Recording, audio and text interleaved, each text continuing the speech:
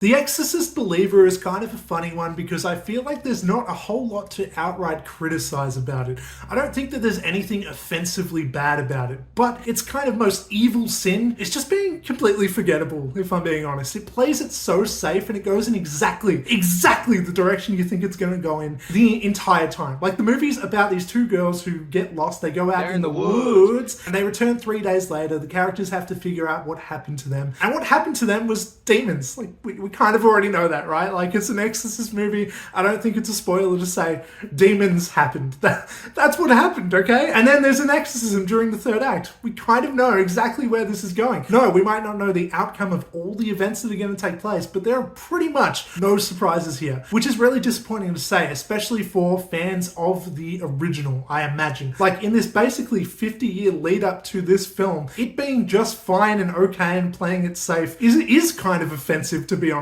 and that is really disappointing. Now, myself, I didn't have huge expectations going into this thing, mainly because of the director David Gordon Green, who is the guy who arguably fucked up the recent Halloween films. He's the guy who made Halloween Ends what Halloween Ends was, and so I didn't have high expectations for this film. With that being said, because it played it safe and because it was just fine and forgettable and whatever, I actually liked it more than I was expecting to.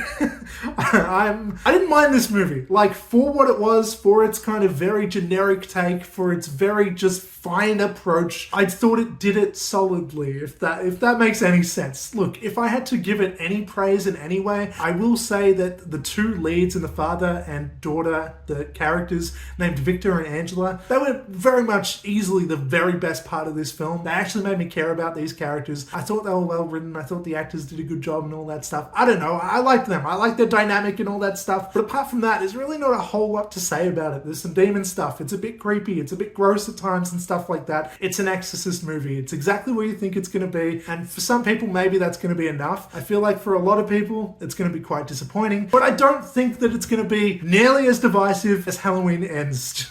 I think everyone's going to think that basically this movie's just fine. That's what I thought anyway. So I guess that's about all that I have to say. Before we go, please do that thing, like and share, subscribe, Maddie.